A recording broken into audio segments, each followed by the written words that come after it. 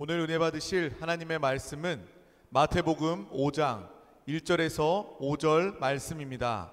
신약 성경 5페이지입니다. 다 같이 합독하시겠습니다. 예수께서 무리를 보시고 산에 올라가 앉으시니 제자들이 나아온지라 입을 열어 가르쳐 이르시되 심령이 가난한 자는 복이 있나니 천국이 그들의 것이며 애통하는 자는 복이 있나니 그들이 위로를 받을 것이며 온유한 자는 복이 있나니 그들이 땅을 기업으로 받을 것이며. 아멘. 저는 오늘 마태복음 5장 1절에서 5절 말씀을 가지고 천국 헌법의 내용이란 제목으로 말씀을 나누겠습니다. 이제 지난 시간에 마태복음 4장에 주님의 사역이 시작이 됐죠. 그리고 그분은 무엇보다도 먼저 네 제자를 택하십니다. 그리고 나서 이제 네 제자들과 함께 수리아의 온 지역을 다니면서 하나님의 말씀을 증거하고 치유하고 천국을 선포하며 귀신을 쫓아내는 공적인 사역을 시작하십니다. 이제 5장에 들어와서는 이제 우리 주님께서 이 땅에 특별한 목적, 특별히 하나님의 천국에 대한 메시지를 전합니다. 침례 요한의 첫 번째 메시지도 회개하라, 천국이 가까이 왔다. 또 주님의 첫 번째 메시지도 4장에 회개하라, 천국이 가까이 왔다는 그 메시지임을 알 수 있습니다. 그래서 우리가 보통 마태복음을 천국복음 이렇게 말합니다. 천국이라는 것은 하늘의 왕국이란 뜻이요. 그래서 왕이 다스리는 왕국복음 이런 뜻으로도 설명을 할 수 있습니다. 이제 하나님의 그 천국은 하나님의 하늘의 다스림을 받는 하나님의 나라이기 때문에 당연하게 우리 대한민국에도 헌법이 있는 것처럼 모든 나라에는 다 법이 있습니다. 법이 있는 것처럼 바로 이 천국에도 하나님의 헌법을 설명을 합니다. 그래서 우리가 마태복음 5장 6장, 7장의 주된 내용을 바로 하나님의 나라, 천국의 헌법의 내용이다. 그래서 이제 우리가 하나님 천국 백성이 됐기 때문에 우리의 삶은 어떠한 법을 따라 살아야 되는가, 그 법에 대한 기본적인 내용이 기록되어 있습니다. 그래서 하나님께서 우리에게 주신 천국 헌법에 대한 내용의 시작은 이렇게 시작하죠. 일단 5장 1절에 시작합니다. 예수께서 무리를 보시고 산에 올라가 앉으시니 제자들이 나아온지라. 여기 보니까 예수께서 무리를 보시고 산으로 올라가 앉으셨다. 우리 주님께서는 먼저 그냥 바닷가 해변가에서 하나님의 복음을 강력하게 증거하시고 거기서 또 네 제자를 택하시고 선택하시고 복음을 전하시며 치유의 사역을 확장하십니다. 그러면서 이제 좀 시간이 지나니까 오늘 말씀 보니까 예수께서 많은 사람들이 주님을 따라옵니다. 그런데 주님께서는 이제 그 해변가 바닷가가 아니라 이제 산에 올라가 앉으셨다 이렇게 말씀합니다. 보통 복음은 이 바다를 의미하는 이 세상에서 증거되는 것입니다. 이제 세상에서 복음이 증거된 다음에 하나님이 사람들을 택하고 사람을 얻은 다음에 그들에게 주님의 제자로 세우는 그런 일들을 감당하십니다. 우리들도 요즘에 교회가 해야 될 일이 무엇이냐? 첫 번째는 복음을 전파하고, 복음을 전파 받은 자들에게는 우리가 사랑으로 그들을 양육하고, 양육의 절정은 마지막으로 그들이 주님의 제자로 세워지는 것이다. 그래서 우리 주님도 이제 그들에게 복음을 전파하고 그들을 양육하면서 결국 이제 산으로 데리고 올라가셔서 특별히 말씀을 전하십니다. 이 산으로 올라가 앉으셨다는 것은 우리가 천국 백성이 되기 위해서는 영적으로 이렇게 성숙해야 된다는 것입니다. 세상에 있는 그런 삶이 아니라 조금은 이렇게 뛰어난 영적인 성숙이 돼야 우리가 하나님의 그 천국 말씀을 받아들일 수 있다는 거예요. 믿으시면 아멘. 그래서 여러분도 지금 이 자리에 앉아있지만 여러분들이 바로 주님과 함께 산에 함께 오르신 줄 믿습니다. 그래서 우리가 영적으로 어느 정도 성숙하고 장성해야 그 말씀이 받아들일 수 있고 천국의 실제를 가질 수 있는 줄 믿습니다. 그리고 뒤에 보니까 산에 올라가 앉으시니 제자들이 나와 온지라. 바로 이 말씀은 누구한테 줬느냐? 제자들에게 주신 말씀. 보통 많은 무리들이 아까 처음에 나오죠. 예수께서 무리를 보시고 많은 사람들이 주님을 따랐지만 결국 산에 올라갈 때 많은 사람이 거의 쫓아오지 못하죠. 그리고 결국 우리 주님은 제자들에게 이 말씀을 전합니다. 그래서 이 제자들은 사실 신약에 주 예수를 믿고 구원받은 우리를 말합니다. 여러분 모두가 주님의 제자인 줄 믿습니다. 그래서 마태복음 5장, 6장, 7장은 바로 우리 주님께서 지금 여러분에게 하시는 그 말씀들이다. 아, 내가 주님의 제자로 부름을 받았구나. 여러분들이 영적으로 성숙하고 변화되고 사람을 살리고 회복하는 그런 일꾼들이 되기를 주의 이름으로 축복합니다. 이제 천국 헌법의 첫 번째 내용이 무엇이냐? 마태복음 5장 3절에 기록되어 있습니다. 다 같이 한번 읽겠습니다. 심령이 가난한 자는 복이 있나니 천국이 그들의 거침이요, 이렇게 말씀합니다. 보통 여기에는 9가지에 대한 말씀이 기록되어 있어요.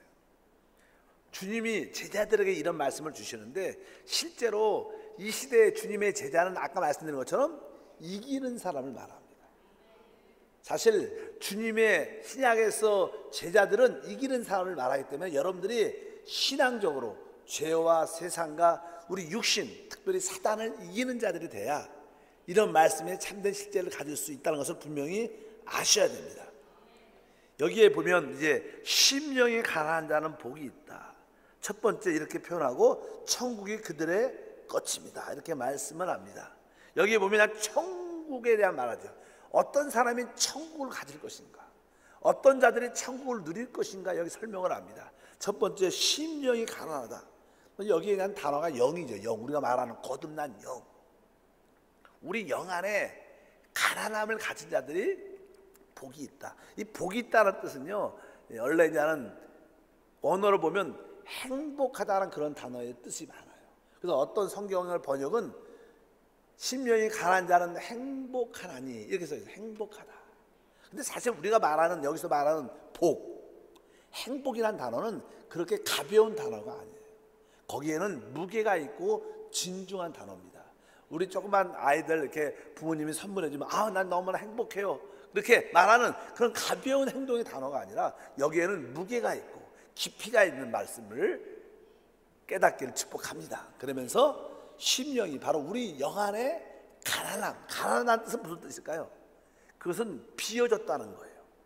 우리는 이 땅에 살아가면서 우리의 영이 많은 세상 것들로 많이 이렇게 꽉 차여져 있어요. 우리가 꽉 다른 것으로 꽉 차여져 있으면 진짜 천국이 우리 안에 들어올 수가 있지 않아요. 그렇기 때문에 우리는 우리 영 안에서 가난해지고 우리가 비워져야 된다. 내가 그동안 내 생각으로 또 옛 경륜에 대한, 종교에 대한 많은 지식과 경험들을 가지고 있는데 그런 것들을 다 비워내야 된다. 여러분들이 새로운 하나님의 경륜을 받아들이기 위해서, 바로 새 하나님의 천국을 받아들이기 위해서는 여러분들이 붙잡고 있는 모든 것을 비워내길 주님으로 축복합니다. 사실 복음을 증거할 때 이 영이 이게 비어져 있는 사람들은 쉽게 주 예수를 영접하게 되고 천국을 체험하게 됩니다. 근데 이 영이 비어지지 않은 사람들은요, 예수를 아무리 증거해도 그 안에 예수의 생명에 들어갈 자리가 없습니다. 우리 내일 모레 총동원 전도주일인데 종종 우리가 관심 갖고 사랑하는 사람들이 복음을 전하면 어떤 사람들은 전혀 먹히지가 않아요. 왜 그럴까? 그들의 영 안에는 주 예수가 아닌 다른 것들로 가득 차 있기 때문에 들어갈 자리가 없는 거예요. 이 땅에서, 이 세상에서 가장 영에 가득 찬 사람 중에 하나가 보통 우리가 그냥 이슬람교도 이렇게 말합니다. 왜? 그들은요, 알라 생각으로, 그 코란 생각으로 그냥 그들의 영이 꽉 잡혀 있기 때문에 절대로 거의 그들에게 복음이 들어갈 가능성이 거의 없어요. 그들에게 복음이 들어가기 쉽지 않습니다. 또 유대인도 마찬가지예요. 유대 종교란 그 율법으로 형성된 종교가 그들의 생각에 꽉 붙잡기 때문에 예수의 말씀, 복음의 말씀이 들어가지 않아요. 또 자기 생각과 철학이 강한 사람들은 복음이 들어가기 쉽지 않습니다. 왜? 그들은 영 안에서 가난하지 않아요. 여러분들은 영 안에서 가난하십니까? 오늘도 내가 알고 있는 모든 것을 다 비워내고 이제 나의 새 왕이신, 나의 새 천국을 받아들이기 위해서 내 깊은 곳을 활짝 열어드립니다. 그래서 신앙에서 예배할 때 중요한 마음의 자세는요, 깊은 곳을 활짝 여는 거예요. 이런 마음을 활짝 열고 오늘 성령이 나에게 어떤 말씀을 주시는가 내가 깊이 마음속 받아들이기를 원합니다. 그래서 우리의 마음도 열고 우리 영도 열고 생각도 열고 기도 크게 열고 여러분들이 그럴 때 하나님의 천국 유를 가운데 부어지는 줄 믿습니다. 따라할까요? 천국은 영과 관계 있어요. 따라합니다. 천국은 영과 관계가 있습니다. 근데 여러분의 영이 비워지고 여러분들이 영 안에 붙잡고 있는 것을 다 내려놓으면 천국을 우리는 소유할 수 있을 것이다. 그것을 여러분들이 깨닫길 바랍니다. 그래서 심령이 가라앉은 자는 복이 있다고 말씀을 합니다. 두 번째 중요한 단어 중에 하나는요, 천국이라는 단어예요. 천국. 뭐 천국에 대한 말씀을 많이 나눴죠. 뭐 천국이라는 것은 사실 나는 하늘의 나라, 하늘나라죠. 뭐 하늘나라, 그러니까 천국에 대한 이해를 가지려면 우리는 성경에 계시된 말씀을 조금 이해할 필요가 있습니다. 보통 하나님의 나라 이런 단어가 있어요. 하나님의 나라. 따라할까요? 하나님의 나라. 그래서 하나님의 나라는요, 하나님이 다스리는 통치하는 영역이죠. 그래서 하나님의 나라는요, 하나님이 이 우주를 다 창조하셨죠. 그러니까 영원 전부터 영원 후까지 모든 것을 하나님의 나라라고 표현합니다. 왜? 이 영원 전부터 영원 후 모든 것이 하나님의 통치와 다스림 안에 있기 때문에. 그래서 영원 전 또 이제 하나님이 이 세상을 창조하시고 아담 시대 또 이스라엘 족장 시대 이스라엘 교회 다음에 있는 천년 왕국 또 새 하늘과 새 땅과 새 예루살렘 영원한 영세 이러한 모든 전체를 다 그냥 하나님의 통치와 다스림 안에 있기 때문에 그냥 뭉뚱거려서 하나님의 나라 하나님의 통치와 다스림 이렇게 표현을 많이 합니다. 그런데 이제는 그것은 하나님의 나라고 이 천국이라는 나라는 하늘나라입니다. 하늘나라 번역을 하면 그죠. 하늘나라. 하늘나라의 의미가 무엇인가? 보면 우리 주님께서 말하죠. 회개하라 천국이 뭐라 그래요? 가까이 왔다. 그러니까 예수님이 이 땅에 오셨을 때 천국이 온 거예요, 안 온 거예요? 오지 않았다는 거예요. 천국이 가까이 오고 있다는 거예요. 그런데 하나님 나라는 이미 있었어요. 하나님 나라는 그 당시는 무엇입니까? 그 당시 하나님 나라는 이스라엘의 하나님 나라였어요. 하나님 나라는 존재했지만 천국은 아직 오지 않았다고 특별하게 성경은 말씀합니다. 마태복음 21장 43절에 그런 표현이 있는데 그러므로 내가 너에게 이르노니 하나님의 나라를 너희는 빼앗기고 그 나라에 열매 맺는 백성이 받으리라. 자꾸만 예수를 부인하고 거부하는 이스라엘 백성들을 향해서 이제 너희 하나님 나라는 너희는 빼앗길 것이다. 이것은 지금 이스라엘 그 나라가 지금 현재 누구라는 거예요? 하나님의 나라라는 겁니다. 근데 너희는 그 하나님 나라를 빼앗길 것이다. 그러면서 그 나라의 열매를 맺는 백성이 받을 것이다. 이렇게 말씀을 합니다.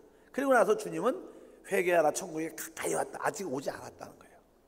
그리고 천국은요 뒤에 보면 마태복음 11장 11절과 12절에 보면 내가 진실로 너희에게 말하노니 여자가 낳은 자 중에서 침례 요한보다 더 큰 이가 일어남이 없도다. 그러나 천국에서는 극히 작은 자라도 그보다 크니라. 침례 요한 때부터 지금까지 천국은 침노를 당하나니 침노하는 자는 빼앗기리라.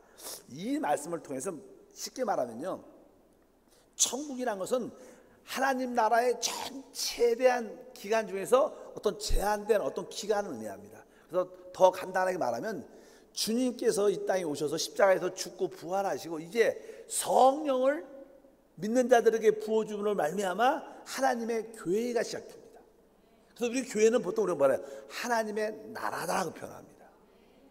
하나님의 나라지만 또 작게 부수적으로 설명할 때 교회는 천국의 일부분이에요. 그러니까 천국이란 하늘의 통치를 받는 그 뜻은 바로 교회 시대와 다음에 있는 천년 왕국의 그 기간을 바로 하늘의 통치를 받기 때문에 천국이란 그런 표현을 써요.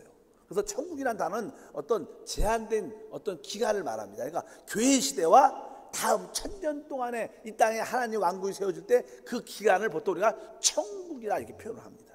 그 천국은 당연하게 하나님의 나라죠. 믿으시면 아멘. 당연하게 천국은 큰 하나님, 영원부터 영원 후에 다 포함되어 있지만 특별히 그 교회 시대와 다음 시대를 기간적으로 보통 우리가 천국이라고 부른다 이렇게 의미를 두면 됩니다. 그래서 이 교회 시대에서 다음 시대에서 천국의 여러 가지 모양을 볼 수 있습니다. 그래서 나는 보통 우리가 천국을 말할 때 조금 설명을 자세히 하면 천국에는 천국이란 실제를 맛볼 수 있습니다. 천국의 실제, 천국은 어떠한 삶인가? 천국의 실제를 우리는 우리 안에서 맛볼 수 있고, 이제 천국은 이 땅에서 어떤 외형적인 어떤 모습이 있습니다. 성경에 이제 보면 그런 설명을 쭉 하는데, 외형적인 모습이고 진짜 시간이 지나면 천국은 이 땅에 하나님 나라가 진짜 나타납니다.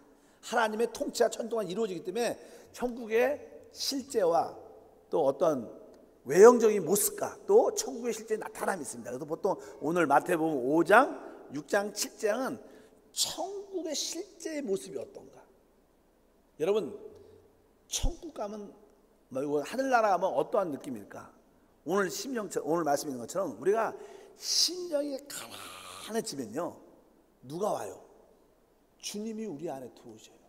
그럴 때 주님이 우리 안에 충만해질 때 정말로 천국 하늘나라의 삶이 느껴져요.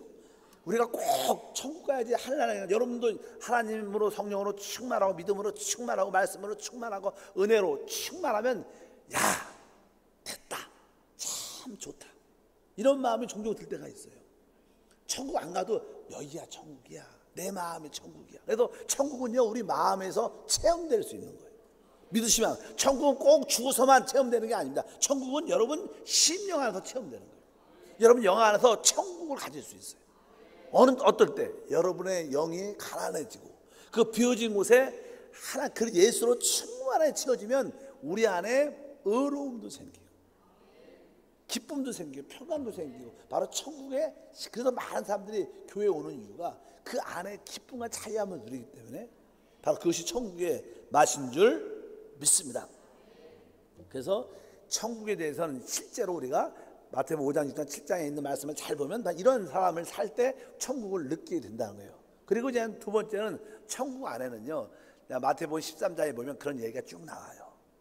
어떤 천국을 설명할 때 아주 좋은 주인이 좋은 씨를 땅에다 뿌렸는데 밤에 사단이 와서 바로 가라지를 뿌렸다는 거예요. 그러니까 이 자기 주인의 밭 안에는 좋은 씨로 알곡도 잘하는데 가라지도 함께 있다. 그래서 종들이 물어보죠.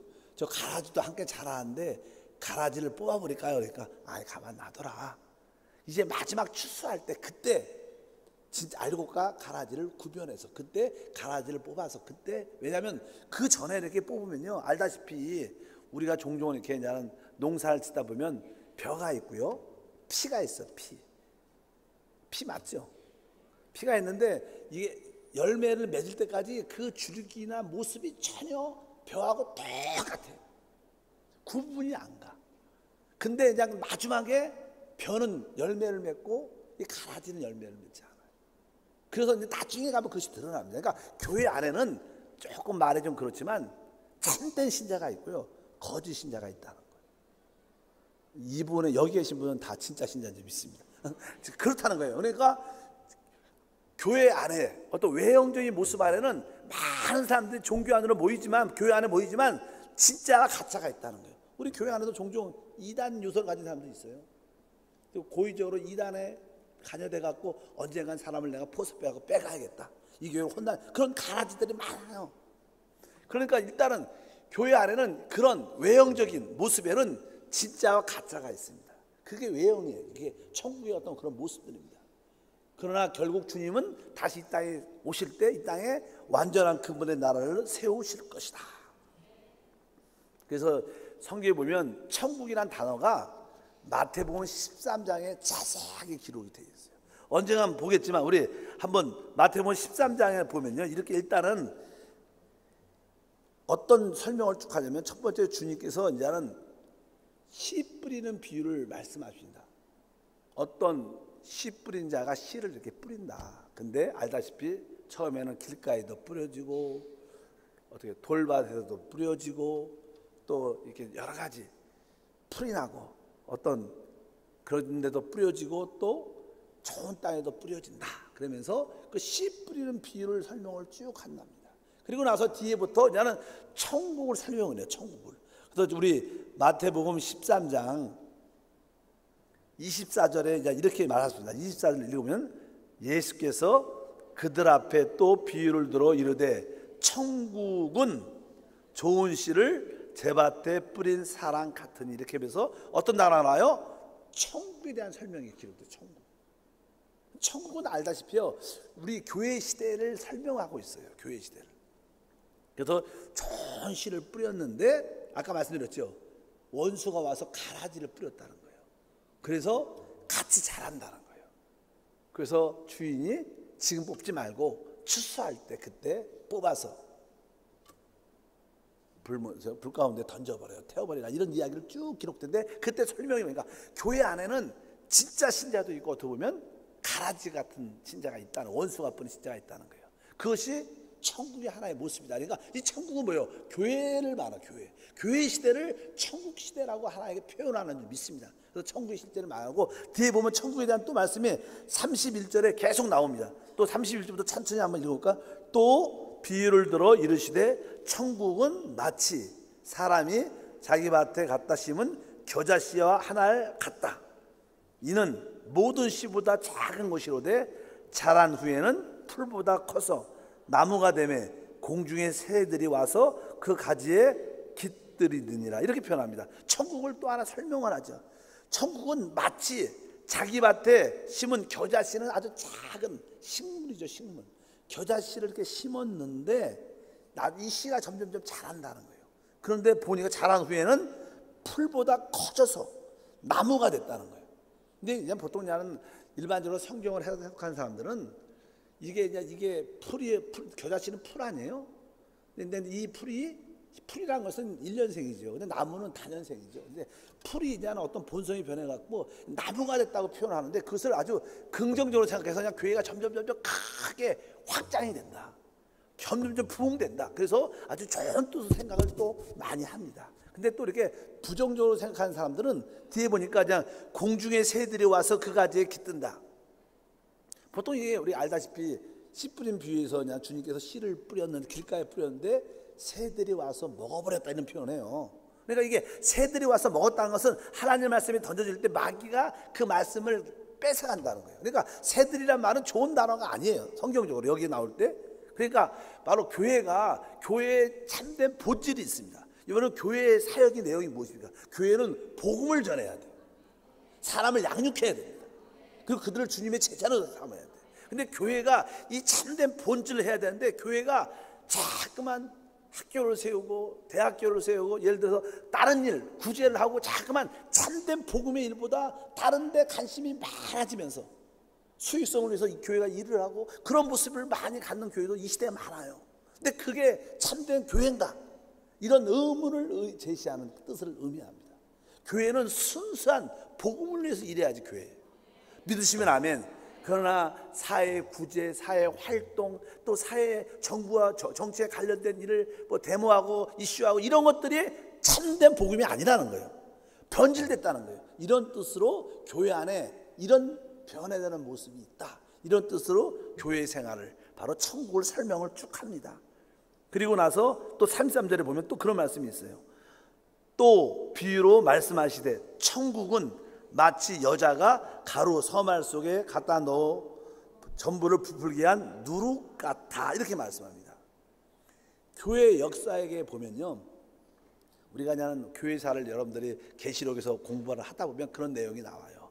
처음에는 초대교회 에베소의 순수한 교회 같은 시작이 쭉 처음에 초대교회가 되다가 에베소 교회가 나옵니다. 에베소 교회는요, 많은 구제와 선행과 착한 일들을 많이 했지만 그 교회는 첫 번째 사랑을 잃어버렸어요.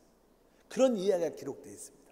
그러니까 교회가 진짜 복음의 본질의 일을 해야 되는데 외형적인 일에 관심이 많이 되는 것이 그런 의미로 설명을 합니다. 그다음에 교회가 그다음에 교회 시대가 쭉 지나가면서 콘스탄틴 황제가 로마를 이끌어갈 때 꿈을 꿉니다.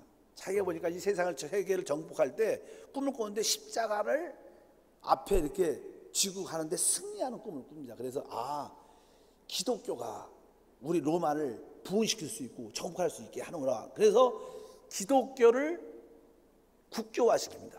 자기 로마 정부가 기독교를 받아들여요. 국교로 받아들입니다. 그러니까 원래 신앙이라는 것은요, 주 예수를 구주로 믿은 사람들이 하나님의 자녀가 되고 믿음이 되는 거예요. 그런데 나라에서 우리는 다 기독교를 국교를 받아들인다 그러니까 태어나는 모든 사람들은 다 교회 소속이 되는 거예요. 그러니까 교회 안에는 가짜도 많이 들어오고, 가짜. 안 믿어도 거듭나지 않아도 그냥 다 태어나면 다 종교가 뭐예요? 난 기독교입니다. 당신 종교가 뭐예요? 난 기독교입니다. 다 그런 모든 사람들이 다 들어온 거예요. 그러니까 외형적으로 점점점 교회의 모습이 커지는 거예요. 많은 사람들은 뭐 로마가 기독교를 국교로 가졌으니까 자랑스럽게도 생각하지만 결국 교회가 많이 변질되고 세속화되는 그런 영향을 갖게 돼요. 그러면서 교회가 그냥 세속화가 되면서 캐톨릭화가 됩니다.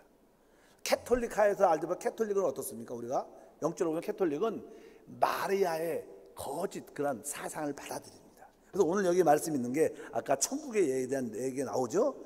천국은 아까 마치 여자가 가루 서말 속에 갖다 넣어 전부를 불게 한 누룩 같다. 원래 복음에 참된 진리가 증거돼야 돼요. 믿으시면 아멘. 근데 거기에 누룩이 포함이 돼갖고 원래 순수함이 있어야 돼요. 원래 떡을 만들 때 누룩을 안 넣으면요 떡이 좀 맛은 없지만 그러나 누룩을 넣으면 아주 뻥뻥해지면서 맛도 있고 먹기에 쉽습니다. 그래서 이 캐톨릭 안에는요 누룩 같은 교리가 많이 들어있어요. 그래서 하물며 이렇게 마리아 상도 만들어 놓고 늘 그런 발도 한번 만지고 이거 손잡고 기도하면 손을 대서 기도하면 기도가 응답된다. 그래서 사람들이 다 성당 갈 때 어떻게 해요? 그 마리아 상에 손을 한번 대고 어떤 분들 입도 한번 맞추고 늘 그래요. 그러니까 워낙 많이 만지니까 다 달았어 다리가. 그런 것도 많아요. 특별히 캐톨릭 성당에 가면 필리핀이나 많은 나라 가면 그런 것이 많습니다. 그것이 참된 복음이 아니라는 거예요. 누룩이라는 거예요. 이건 뭡니까? 교회 역사의 하나의 증거가 되는 거예요. 그러니까 이 천국의 개념은 교회 생활에 나타나는 역사를 표현을 할 때 천국의 단어가 포함된다. 그 천국에 대한 이야기가 쭉 기록되어 있죠. 우리 한번 그래도 읽어봅시다. 길으니까 34절부터 읽으면 예수께서 이 모든 것을 무리에게 비유로 말씀하시고 비유가 아니면 아무것도 말씀하지 아니하셨으니 이는 선지자를 통하여 말씀하신 바 내가 입을 열어 비유로 말하고 창세부터 감추인 것들을 드러내리라 함을 이루려 하심이라. 이에 예수께서 물을 떠나 집에 들어가시니 제자들이 나와 이르되 밭의 가라지 비유를 우리에게 설명하여 주소서. 대답하여 이르되 좋은 씨를 뿌린 이는 인자요 밭은 세상이요 좋은 씨는 천국의 아들들이요 가라지는 악한 자들의 아들이요 가라지를 뿌리는 원수는 마귀요 추수때는 세상의 끝이요 추수꾼은 천사들이니 그런즉 가라지를 거두어 불에 사르는 것 같이 세상 끝에도 그러하리라. 인자가 그 천사들을 보내리니 그들이 그 나라에 모두 걸어 넘어지게 하는 것들과 또 불법을 행하는 자들을 거두어내어 풀무불에 던져 넣으리니 거기서 울며 이를 갈리라. 그때 의인들은 자기 아버지 나라에서 해야같이 빛나리라. 귀 있는 자는 들으라. 그러면서 14절 44절부터 또 천국에 대한 말 설명을 다시 합니다. 이러니까 천국은 마치 밭에 감추인 보화 같으니 사람이 이를 발견한 후에 숨겨두고 기뻐하며 돌아가서 자기 소유를 다 팔아 그 밭을 샀느니라. 또 천국은 마치 좋은 진주를 구하는 장사와 같으니 극히 값진 진주 하나를 발견하며 가서 자기 소유를 다 팔아 그 진주를 사느니라. 이렇게 말씀합니다. 여기 쭉 이 말씀을 보면 천국에 대한 설명을 다시 한번 쭉 해줘요. 천국은 밭에 감춘 보화를 발견한 사람 같다. 또 진주를 찾는 장사하는 사람 같다. 그 참된 진주를 만났고 밭에 감춘 보화를 발견했다는 거예요. 그러니까 진짜 보화를 발견했고 진주를 발견했으니까 내 소유를 다 팔아서 그것을 뭐예요? 샀다는 거예요. 그러니까 천국이란 것은요 구원하고 다른 거예요. 구원은 은혜로, 아까 우리 마지막 찬양이 뭐예요? 은혜로 살리라. 구원은 은혜로 받는 거예요. 그러나 천국은요 이 시대에 또 다음 시대 최고의 상을 말합니다. 다음 시대에 그리스도와 함께 왕이 되는 최고의 축복이에요. 왕국복음이라 그래요. 그래서 하나님 우리에게 예비하신 상이 있는데 축복이 있는데 그것은 말이에요. 그리스도와 함께 공동 왕이 돼서 이 땅에 서서 승리를 살 뿐만 아니라 다 주님이 오시는 천년왕국에는 최고의 영광의 자리에 앉는 것입니다. 그것은 보상입니다. 보상. 최고의 보상. 그러니까 천국이란 단어는요 우리에게 보상을 의미해요. 그러니까 뭐예요? 천국을 발견했다는 사람은 자기 소유를 어떻게 해요? 다 팔 수 있다는 거예요. 천국을 본 사람들은 자기의 인생을 주님한테 올인할 수 있다. 그러나 천국을 보지 않으면 그냥 구원을 받은 것으로 만족하고 그냥 세상과 섞여서 삽니다. 실제로 그냥 여러분들은 내 인생의 모든 것을 다 팔아 천국을 찾는가? 대부분 그렇지 않죠. 왜? 우리가 천국의 실제를 참으로 보고 진짜로 봤다면, 야 진짜 밭에 간 주님 보아야 내가 찾던 그 진주를 발견했다면 우리는 진짜 그것을 팔 수 있어요. 내가 가진 것을. 근데 우리는 그렇게 헌신도가 약하죠. 왜? 우리는 참된 천국의 이상에 대한 비전을 보지 못했기 때문에 그럴 수도 있다는 거예요. 어쨌든 여러분 성도들이 천국에 대한 이해가 있기를 축복합니다. 그래서 천국은 이기는 자들, 제자들에게 주어지는 축복의 역사인 줄 믿습니다. 또 우리 아까 또 47절에 보면 천국 얘기해요. 또 천국은 마치 바다에 치고 각종 물고기를 모으는 그물 같으니 그물에 가득함에 물가로 끌어내어 앉아서 좋은 곳은 그릇에 담고 못된 것은 내버리느니라. 세상 끝도 이러하리라. 천사들이 와서 의인 중에 악인을 갈라내어 풀무불에 던져 넣으리니 거기서 울며 이를 갈리라. 그러니까 이 천국이란 단어는 사실 이 시대에 무슨 생활이에요? 교회의 생활입니다. 믿으시면 아멘. 그래서 천국은 하나님 나라에 속했지만 특별히 기간적으로 우리가 섬기고 있는 교회 시대와 다음 천년 왕국을 포함해서 보통 천국 하늘의 다스림을 받는다는 거예요. 그러니까 여러분들이 주 예수를 믿으면요, 여러분들이 그분을 구주로 영접하는 겁니다. 또 그분을 생명으로 영접하는 것입니다. 근데 더 중요한 것은 그분을 왕으로, 그분을 왕국으로 우리 안으로 받아들이는 거예요. 그래서 여러분 안이 하나님의 왕국, 하나님의 나라가 되는 거예요. 왜? 왕이신 그분이 우리 안에 들어오는 거예요. 천국이 온다는 것은 뭐예요? 그분이 왕으로 온다는 거예요. 그래서 우리 영 안에는 구주도 계시고 생명이신 그리스도도 계시지만 그분이 누구라는 거예요? 왕이요. 그분이 천국과 함께 내 안에 오셨다는 거예요. 그러니까 사실 우리 심령이 하나님의 나라, 왕국입니다. 그러니까 여러분들은 왕이신 주님을 모시고 계시니까 여러분들은 그분의 뭐예요? 다스림 안에 있어요. 여러분 영 안에 계신 왕이신 예수님의 통제 안에 있다면, 다스림 안에 있다면 여러분들은 천국이 될 거예요. 여러분들의 영 안에 계신 주님의 다스림을 받으면 여러분들은 천국의 실제를 누리게 되고 그 안에서 참된 안식, 기쁨, 만족, 누림을 갖게 될 것입니다. 그래서 바로 천국은 어디에서? 우리 영 안에 오는 거예요. 그분이 왕으로 들어오시는 거예요. 그래서 여러분들이 마태복음을 통해서 내 심령이 비어질 때마다 그 빈자리에 예수가 왕으로, 그분의 왕국을 가지고 내 안에 오시는구나. 그래서 바로 하나님의 나라는 우리 심령에서 시작돼요. 그리고 결국 주님은 이 땅에도 완전한 하나님의 나라가 세워진다. 그래서 우리가 천국복음을 왕국복음이라는 그분이 왕으로 우리 안에 오셨기 때문에, 그래서 신앙생활에서 내 안에 계신 예수님을 무엇으로? 왕으로 받아들여요. 그래서 그분의 통제와 다스림, 우리가 말하죠. 나는 내 안에, 내 마음에 기록된 생명법을 따라 산다. 그 생명의 법이 누구 법이에요? 왕의 법이에요. 천국의 법인 줄 믿습니다. 여러분 안에 있는 그 성령의 기름 부음에 따라서 여러분들의 법을 따라 순종하시기를 주님으로 축복합니다. 그래서 천국을 간다는 것은 여러분들이 올바른 합당한 교회 생활을 가질 때 누리게 됩니다. 세상에선 이 누림은 천국의 축복을 누리지 못합니다. 가질 수가 없어요. 왜? 그분은 그들에게 왕이 없고 나라가 없어요.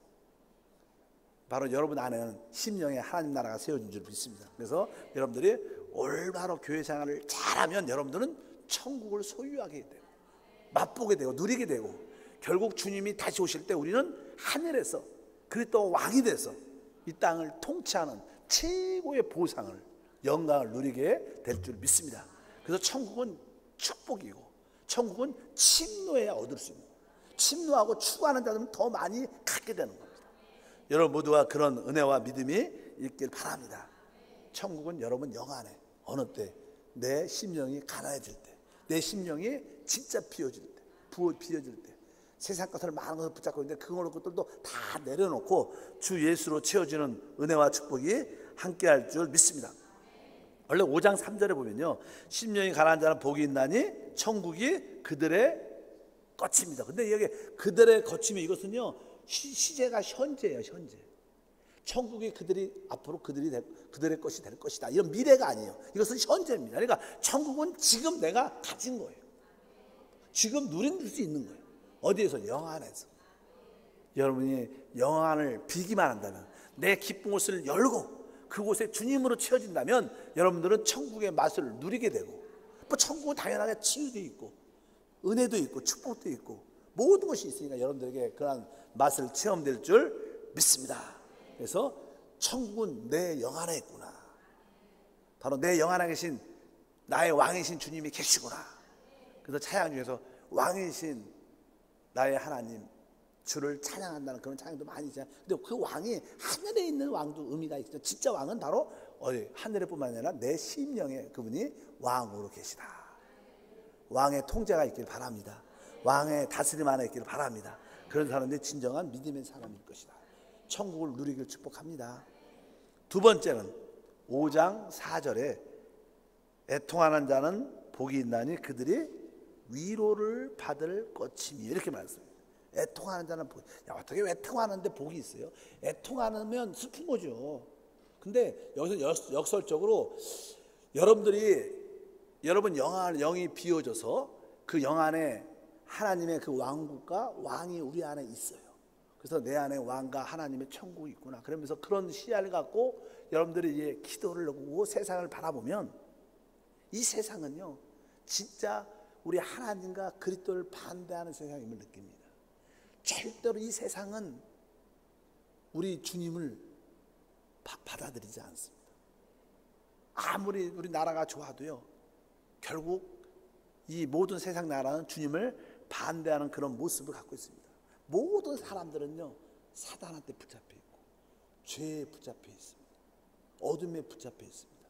악한 영에 붙잡혀 있습니다. 그리고 자기 자아에 붙잡혀 있어요. 그래서 늘 어려운 가운데 모든 지배를 받고 고통스러워하고 있습니다. 그리고 실제로 우리가 영적인 눈으로 이렇게 세상을 자세히 바라보십시오. 하나님이 있으면 나와봐.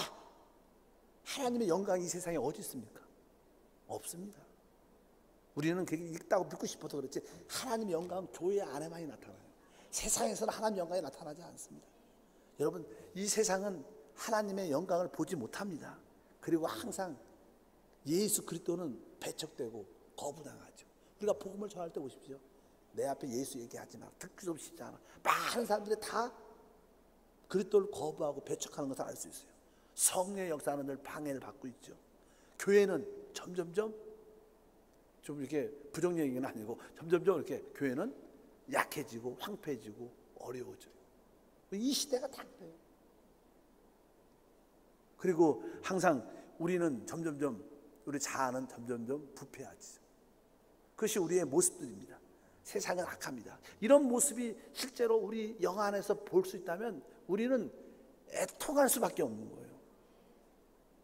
이 세상을 바라보면 슬프죠. 하나님 어떻게 해야 됩니까? 하나님 주님이 빨리 오셔야 돼요. 하나님의 다스림이 필요한 이 세상입니다. 하나님 도와주시옵소서. 도와주시옵소서. 하나님의 영광은 모욕되고 있습니다. 그리스도는 배척되고 있습니다. 성령의 일은 방해되고 있습니다. 그뿐만 아니라 내 자아는 점점점 썩고 부패되고 욕심에 가득 차고 있습니다. 이 세상은 악으로 점점점 가득 차고 있습니다. 주여 도와주시옵소서. 주여 불쌍히 여겨주시옵소서. 그런데 이렇게 애통한 마음을 갖는다. 애통한 마음. 그래서 두 번째가 단어가 뭐예요? 애통한 자는 복이 있다. 우리가 참된 내 안에 천국을 갖고 왕을 예수를 모시고 이 세상을 바라보면 우리는 애통할 수밖에 없어요. 그런데 실제적으로 그렇게 애통함을 가지면요 주님의 위로가 주어지게 됩니다. 조금은 늦을 수도 있고 빠를 수도 있겠지만 결국 주님은 오셔요. 우리가 그 애통함 많고 기도를 많이 하면 우리 안에 주님의 위로와 평강이 채워집니다. 그래, 그래도 주님은 오시고 결국 주님이 합력까지 선을 이루실 거야. 그러면서 우리는 소망으로 충만해져 위로로 충만해지는 그런 역사가 함께 할 줄 믿습니다. 우리가 종종 여러분들도 이 빈자리를 볼 때마다 애통한 마음이 들어서 하나님 많은 사람들이 있지만 진짜 이 자리는 하나님이 적어도 채워주셔야지 않겠습니까? 이렇게 애통한 마음을 갖고 막 울면서 막 상한 마음을 기도하면 하나님이 여러분에게 사람도 붙여주시고 하나님의 위로가 소망이 충만한 우리 역사가 함께 할 줄 믿습니다. 우리는 애통은 해야 되지만 실망해서는 안 돼요. 믿으시면 아멘. 왜? 우리 주님은 오시고 계시고 또 내 안에서 역사하시고 그분은 결국 모든 것을 회복하는 역사가 함께할 것이다. 그래서 두 번째가 바로 애통하는 자가 복이 있다. 세 번째, 오늘 마지막 세 번째는 5절에 온유한 자는 복이 있나니 그들이 땅을 기업으로 받을 것입니다. 이제 온유하다는 그런 표현이 기록되어 있습니다. 실제로 온유한 자는 복이 있나니 그들이 무엇을 가져요? 땅을 기업으로. 여기서 땅이라는 것은요, 앞으로 주님이 이 땅을 완전히 회복해서 하나님 나라를 세울 거예요. 이 땅이 주님의 나라 땅이 될 거예요. 완전히. 그때 그 땅을 다 준다는 거예요. 우리한테. 믿으시면 아멘. 그냥 뭐 이 시대도 이거 부분적으로 하나님이 땅에 축복을 주시겠지만, 여기서 말하는 땅이라는 것은 주님이 다시 오셔서 이 땅을 완전히 회복할 거라는 거예요. 그 땅을 우리의 기업으로, 우리의 축복으로, 우리의 풍지수로 주신다는 그런 뜻이 함께하는 줄 믿습니다. 그래서 계시록 11장 15절에 이런 말씀이 있죠. 일곱째 천사가 나팔 불매 하늘에 큰 음성이 나서 이르되 세상 나라가 우리 주와 그리스도의 나라가 되어 그가 세세토록 왕 노릇한다. 여기 보면 세상 나라가 우리 그리스도의 나라가 된다. 이 땅의 모든 세상 나라가 다 그리스도의 땅이 될 거라는 거예요. 그 땅을 누구한테? 우리한테 준다는 거예요. 어떤 사람에게? 온유한 자에게. 온유한 자. 그래서 온유한 자의 깊은 뜻 중에 하나는요, 사실 오늘 말씀에서 온유한 자는요, 심령이 가난한 자, 애통하는 자는 온유한 자예요. 이게 사실 성경적입니다. 온유가 무엇인가? 온유는 우리가 상대방에 대해서, 우리 원수에 대해서 반응하지 않는 거예요. 근데 온유라는 뜻은요, 우리가 사람과 싸우지 않는다는 뜻이에요. 믿으시면 아멘. 성경에 에베소에 말하죠. 우리의 씨름은 혈과 육을 상대하는 게 아니에요. 우리는 부딪힘을 사람과 부딪히죠. 항상. 그 사람 때문에 상처를 받습니다. 사람 때문에 힘들어합니다. 그래서 사람 때문에 원망과 불평도 우리 안에 들어요. 그런데 우리의 씨름은 혈과 육, 사람과의 관계가 아니라는 거예요. 우리의 씨름은 하늘에 있는 악한 영들, 정사와 권세와 이 세상의 어둠의 주관자는 하늘에 있는 악한 영들과 싸움이라는 거예요. 여러분들이 온유하려면 절대로 사람과 붙어서 안 돼요. 하물며 원수하고도 붙어서 안 돼요. 우리는 사람과 나를 대적하는 원수하고 싸우는 게 아니라 우리는 그 배후 위에 있는 뭐를, 악한 영과 싸울 줄 아는 사람이 온유한 거예요. 사람에 대해서는 겸손하고 사랑으로 품고 용서하고 이해해야 되고, 그러나 그 배후에 있는 악한 영들을 강력하게 쫓고 묶고 결박하고 그들을 밀어내야 됩니다. 이런 사람들이 결국 뭐요? 땅을 기업으로 받을 것이다. 여러분들이 온유한 사람이라면 사랑과 부딪혀서 합니다. 사랑과 이해타산에 걸려서 시험 들면 안 돼요. 사람을 원망해서 안 돼요. 그것은 온유함이 아닙니다. 여러분들이 진정한 온유함은 악한 영들과 싸울 수 있어야 돼요. 다만 심령을 비우고 애통하는 자는 온유한 자가 될 수 있다. 그래서 여러분들이 그 온유한 자가 받는 다음 시대 영원한 축복을 누리길 축복합니다. 땅을 기업으로 얻는다, 이렇게 말씀을 합니다. 그래서 온유란 뜻은 다른 사람과 싸움하지 않는, 또 자기의 주장을 붙잡지 않는 겁니다. 다른 사람들의 유익을 먼저 생각하는 것이 온유라는 그런 뜻을 갖길 바랍니다. 그래서 우리 한세교회 모든 이렇게 교회 안에는 아까 시험이 있습니다. 그러니까 이게 사람과의 관계에서 이게 어떤 대화의 어떤 부족함, 그러니까 오해하니까, 그 다음에 말을 전달할 때 조금 잘못 전달함으로써, 또 우리가 중간에서 여러 가지 우유부단해 결단을 잘 못할 때 서로 많은 사람들이 오해를 갖고 오고 상처를 갖게 됩니다. 그래서 그런 것을 분명히 아시고 어찌하든지 그럴지라도 내가 사랑과 용서로 이해하겠다. 그러면 여러분들은 어떻게 해요? 온유한 자가 됩니다. 여러분 교회 올 때마다 모든 사람들을 품을 수 있기를 축복합니다. 설사 나에게 상처를 주는 행동 같은 걸 해도 그분이 몰라서 그런 거예요. 사실 진짜로 상황을 잘 이해하지 못하고 몰라서 그렇게 행동을 한 것이지, 뭐 고의적이고 그런 것은 별로 없죠. 여러분들 다 구원받았는데 여러분들이 내가 저 사람을 해코지해서 고의적으로 행한 게 있어요? 없죠. 그냥 몰라서, 또 이제 성질이 급해서 욱해서 이렇게 나타난 것이지, 조금 그 사람을 이해하면 우리는 용서할 수 있고요, 관용할 수 있고 품을 수 있어요. 그러면 우리는 진짜 온유한 사람이 되고, 그 대신 자꾸만 그렇게 역사하는 어둠의 영을 강력하게 쫓아야 돼요. 그래서 여러분들이 사람 앞에서 그렇게 기도하면 안 돼요. 그럼 남들이 시험이 되니까. 그러나 개인적으로 기도할 때, 우리 믿음 있는 사람 기도할 때는요, 악한 영을, 어둠의 영을, 미혹의 영을 강력하게 쫓아내는 기도를 세게 하셔야 돼요. 그 기도가 진짜 기도입니다. 왜? 참된 기도는요, 귀신을 쫓아내는 거예요. 참된 기도는 하나님 나라를 이끌어오는 거예요. 기도가 귀신이 떠나가면 하나님 나라를 이끌어오는 거예요. 그러니까 여러분의 기도에 우리가 하나님께 감사와 찬양을 드리죠. 그건 감사와 찬양을 드리는 것이고, 귀신에 대해서는 어떻게 우리가 강력하게 쫓아내고 그 결과 하나님 나라가 임하도록 우리가 행해야 될 줄 믿습니다. 참된 기도의 결과는 귀신이 쫓겨나고 병이 떠나가는 것이다. 그 결과 하나님 나라가 임하는 것이다. 그러나 사람에 관해서는 우리가 용서와 간용과 이해를 갖고 품어야 돼요. 여러분들 어떻게 온유하신 것 같아요? 여러분들이 사람한테 시험이 안 든다, 난 그분 그렇게 말하는 거 이해가, 이런 분들은 다 온유한 사람들. 이런 분들은 다음에 뭐요? 땅을 기업으로, 앞으로 이 땅을 다 기업으로 받으니까 이 땅에서 사는 동안에도 하나님이 부분적으로 허락하실 줄 믿습니다. 그래서 여러분들이 그러한 온유로 말미암아 하나님의 축복을 누리기를 주님으로 축복합니다. 우리 주님은 뭐 붙잡히실 때 아주 말 한마디 묵묵하게 온유하게 저항하지 않고 끝까지 어떻게 순교가 아니죠, 영적인 대속의 죽음을 그분은 가지셨어요. 그분은 자기를 변명하지 않았어요. 우리는 많은 경우에 너무 교회 안에서 변명하지 말아야 돼요. 변명은요, 자기를 지킨다는 거예요. 우리는 주님을 지키는 사람이 돼요. 아멘. 교회를 지키는 사람이 돼야지. 자기의 올바름, 자기의 것을 자꾸만 지키려면 일이 꼬이기 시작합니다. 왜? 자기를 지키려면 사단이 역사하고 마귀가 역사하고 귀신이 역사하니까 일이 자꾸만 꼬이게 돼요. 그리고 사람들과 점점 어려워지면서 결국 신앙생활이 힘들어져요. 우리는 우리의 의를 지키고 우리 자신을 지키는 게 아니라 하나님을 지키는 것이고, 그러기 위해서 사랑과 용서가 여러분에게 있기를 바랍니다. 그래서 오늘 세 가지. 첫 번째, 심령이 가난해야 돼. 그 다음에 이 세상을 바라볼 때 우리는 애통할 수밖에 없어요. 그래서 애통한 마음을 갖고, 세 번째는 온유한 자가 복이 있습니다. 그 세 가지를 누리길 축복합니다. 하나님 감사합니다. 하나님께서 천국 백성의 삶을 보여주십니다. 천국 백성의 삶은 심령이 가난함을 갖는 것이고, 늘 이 세상의 안타까움을 보고 애통한 마음을 갖는 것이고, 또 모든 사람과의 관계에 있어서 온유함으로 그들을 대하는 것입니다.